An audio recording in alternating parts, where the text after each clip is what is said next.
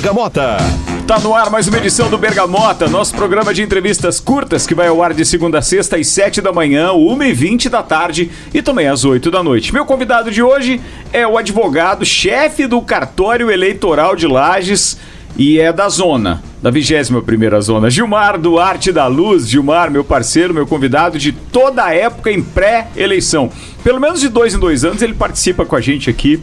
Gilmar, obrigado por ter aceitado meu convite. E essa correria em ano eleitoral, tá tudo certo ou não? Fala, Ricardo, obrigado pelo convite, né? Em ano eleitoral realmente a correria aumenta bastante e eu passo a ser um pouquinho mais importante, né? Sou convidado para festas, churrascos, programas, enfim. Eu imagino. Mas é um grande prazer estar aqui no teu programa. Ô Gilmar, vamos começar falando de uma coisa mais amena do que só falar de eleição e tal, né? Vamos começar falando de Urubici. Você também tem investimento em Urubici, é bacana, o turismo lá está crescendo muito. Mas tem algumas pessoas que vão na contramão. Por exemplo, eu e você, a gente quer o sossego de Urubici, escolhemos alguns lugares que são peculiares, mas que é muito procurado por turista também. O que você acha? A avaliação aí desse tempo todo, tá valendo investimento? Então, tá valendo sim, Ricardo. É fruto de um sonho, né, meu e da Viviane, que começou ali com a pandemia, né? A gente não pôde viajar, a gente gosta muito de viajar, conhecer outros lugares, outras pessoas. Mas diante do impedimento, a gente resolveu apostar num sonho antigo que a gente tinha, né? E resolvemos fazer uma casinha lá em Urubici.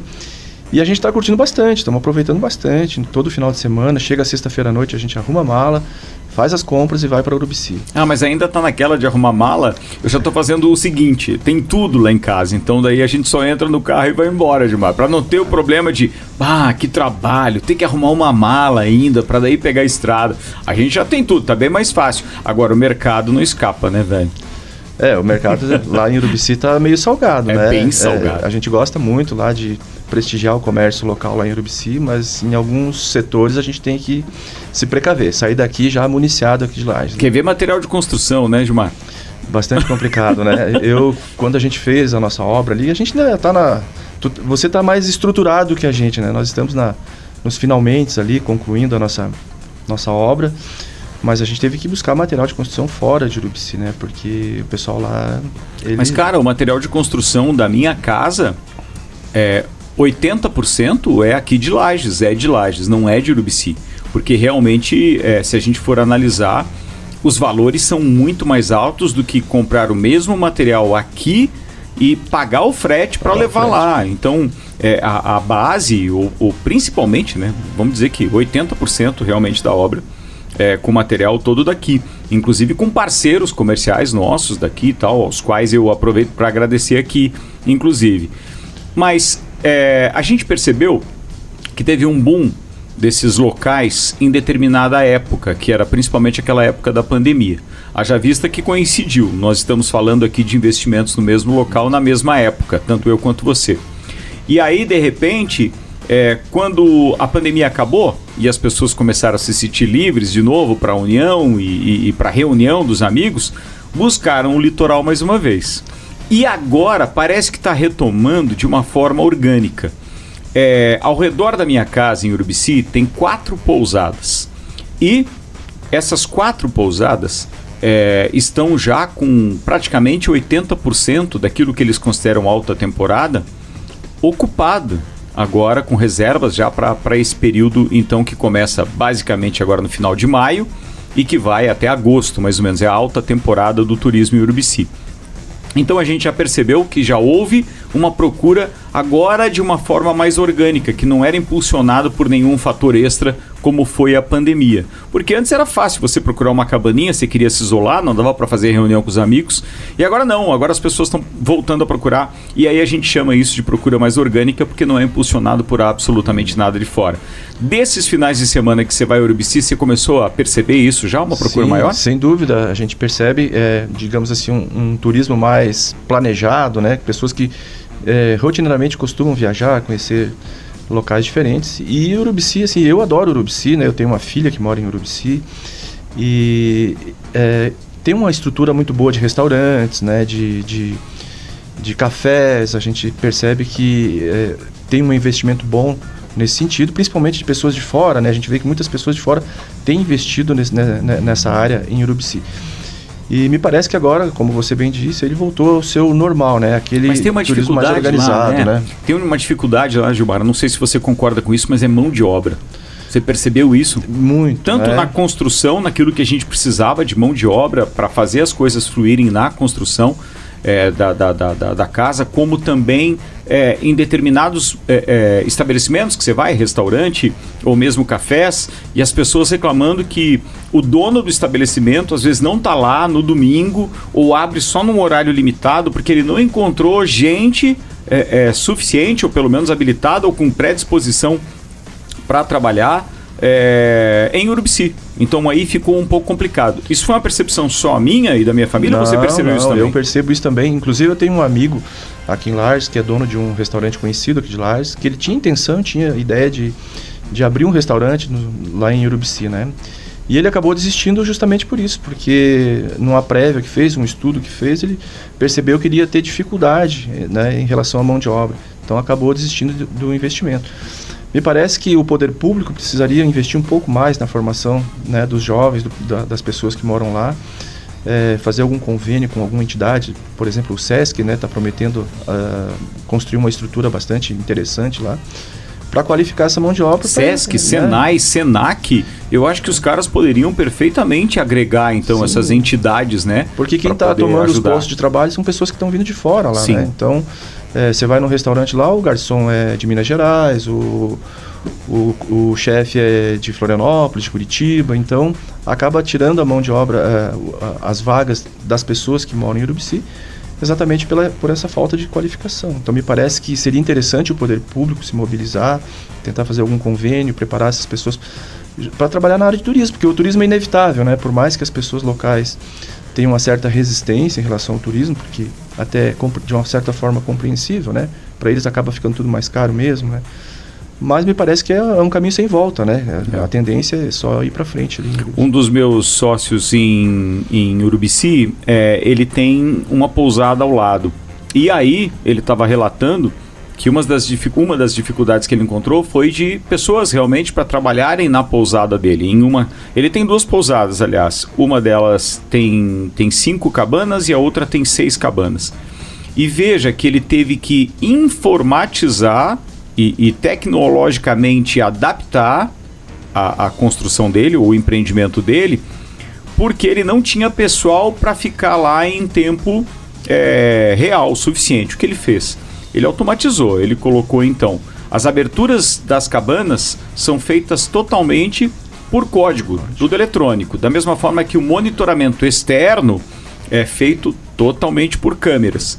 Então o que ele faz? Ele monitora isso pessoalmente, através do smartphone, que é fácil, e ele tem apenas uma pessoa para fazer a limpeza das cabanas ao final de cada período, então, de hospedagem.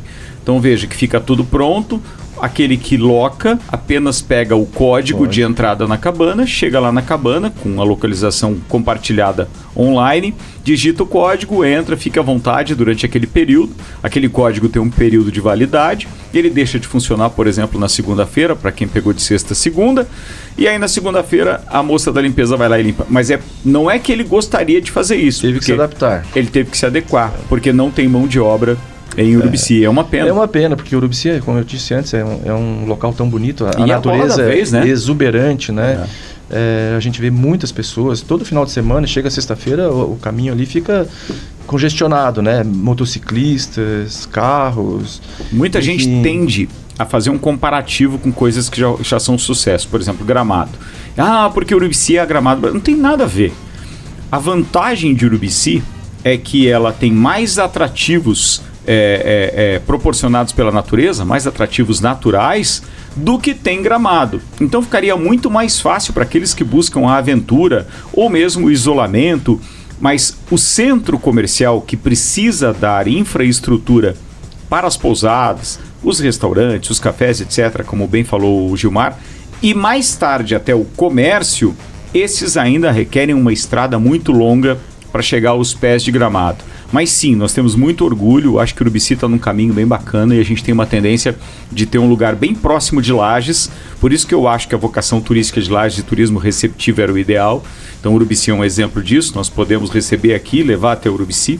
e continuamos ganhando com os nossos postos de combustível, com os nossos hotéis, com os nossos restaurantes, né? Então, quer dizer, não tem nenhuma dúvida de que isso seria uma vocação.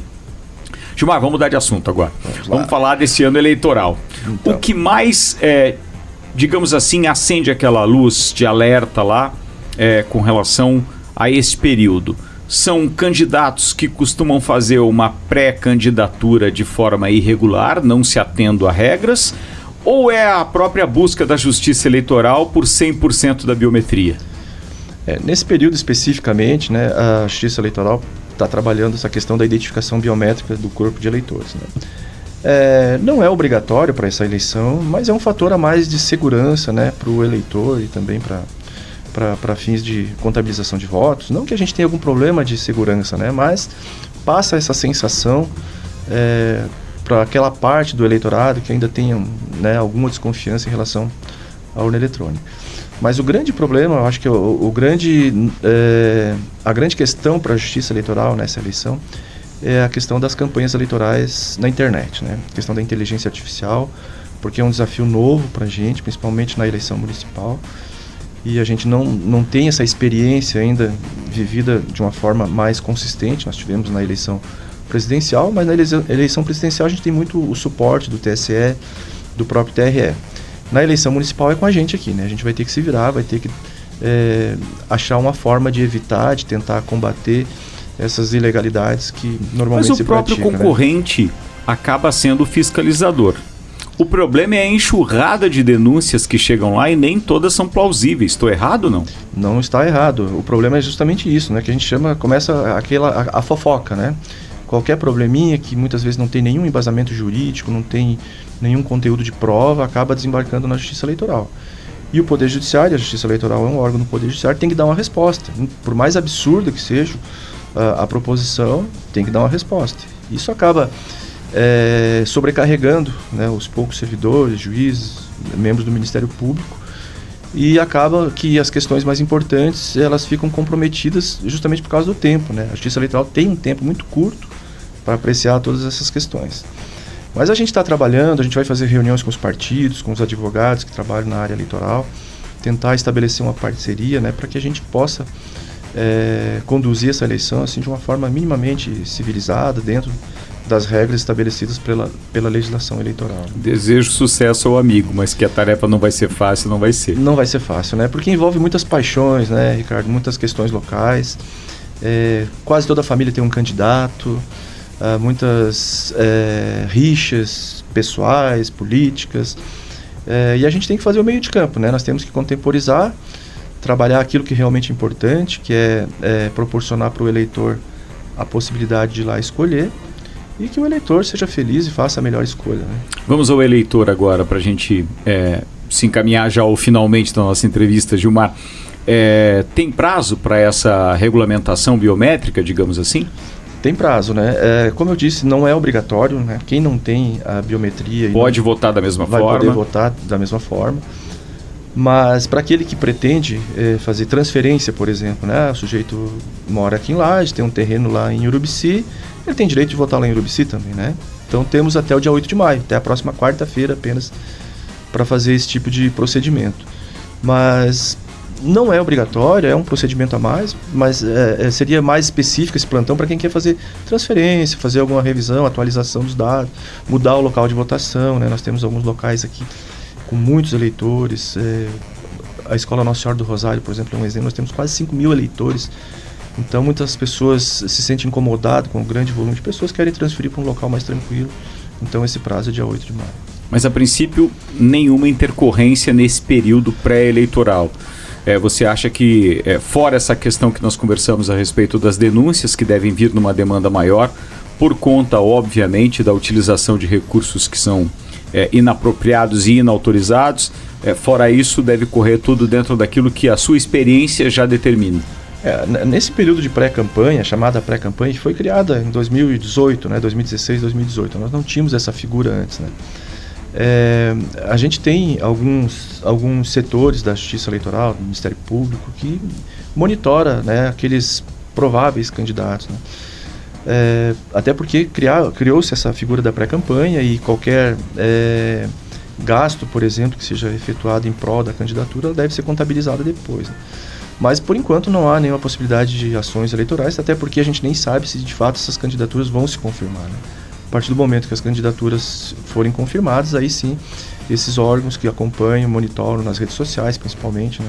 Mas daí esses processos poderão ser retroativos, por exemplo, com datas retroativas? Sim, a gente vai ficar esperando a prestação de contas. Vamos ver se vai vir contabilizado o que foi gasto na pré-campanha. Na pré-campanha também. Se não vir contabilizado, aí existe uma irregularidade e aí as normas que regem a prestação de contas devem ser aplicadas. Gilmar, eu tenho certeza que você, como de todas as outras formas e oportunidades, você sempre se colocou à disposição. A gente tem certeza que vai te chamar para mais entrevistas, para esclarecimentos, até que a gente chegue próximo, então, e até mesmo na semana, como já aconteceu, você dá entrevista para a gente na semana de eleição. Tenho certeza que a gente vai contar com você mais vezes aqui. Obrigado por ter aceitado o nosso convite para participar desse Bergamota. Bons negócios aí, boas torcidas também com relação ao seu Colorado, etc. Que não coube hoje na pauta aqui, mas logo a gente vai estar falando disso também. Gilmar Duarte da Luz, que é chefe do cartório na 21ª Zona Eleitoral em Lages. Gilmar, obrigado pela entrevista, irmão. Eu te agradeço, Ricardo. Se você me permite, quero deixar um abraço aqui para os meus alunos lá da Uniplac, lá, né? Meus meninos e as meninas lá, que a gente convive todas as terças e quartas à noite. Deixar um grande abraço para eles. Tá falado. Gente, até a próxima.